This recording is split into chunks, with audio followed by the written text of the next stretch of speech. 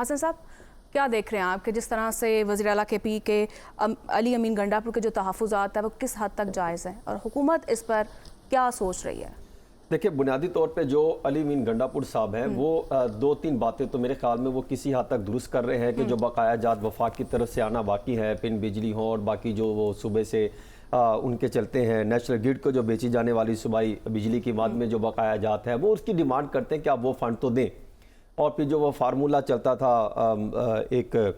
وہ قاضی صاحب والا، وہ جس کے تحت انہوں نے جب ضم ہوئے تھے کچھ اضلاع اس کے پیسے آنے تھے وہ بھی نہیں مل رہے۔ یہ ایک الگ بحث ہے کہ تمام صوبے اپنے اپنے اس پہ تحفظات رکھتی ہیں، لیکن مقصد یہ ہے کہ وہ ایک طرف تو ٹھیک بات کر رہے ہیں، دوسرا جب بھی کوئی حکومت آتی ہے وہ اپنی بیوروکریسی ٹیم لے کر آتے ہیں تاکہ وہ جو ہے وہ حساب دے سکے کہ ہم جب آئے تھے ہم نے آنے کے بعد کیا پرفارم کیا۔ لیکن یہاں پر اگر دیکھا جائے تو کچھ انہوں نے مل ملا کے، میری اطلاع یہ ہے کہ وہاں پر کچھ بیوروکریسی انہوں نے اپنے ساتھ اٹیچ کر لی ہے، بلکہ کچھ جو بلکہ چیف سیکرٹری صاحب ہیں وہ بھی ان کی بات کسی حد تک مان رہے ہیں۔ لیکن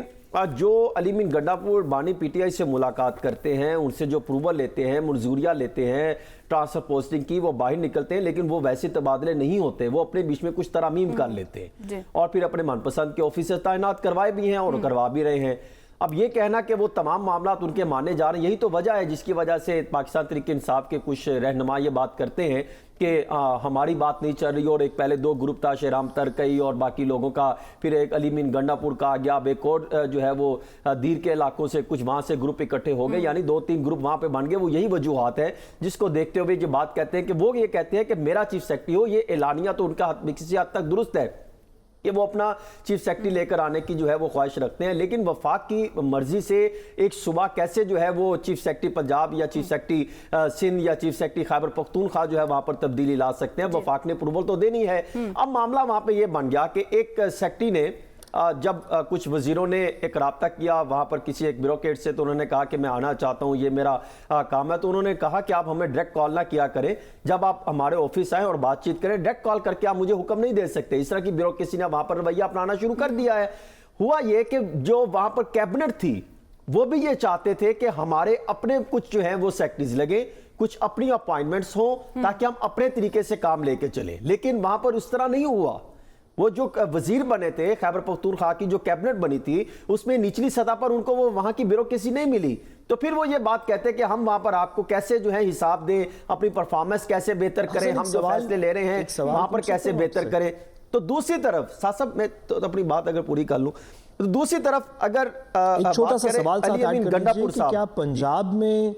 پنجاب میں بیوروکریسی، کیا پنجاب میں بھی اسی طرح وفاق سے کوئی ریزسٹنس آئی پنجاب کی بیوروکریسی کے اندر، یا یہاں پہ کابینہ کے لوگوں کو جو بھی جس بھی بیوروکریسی کے تھرو ان کا خیال ہے وہ ڈیلیور کر سکتے ہیں وہ دے دی گئی؟ دیکھیں پنجاب میں جو ہے کچھ تحفظات تھے، پنجاب میں کچھ تحفظات تھے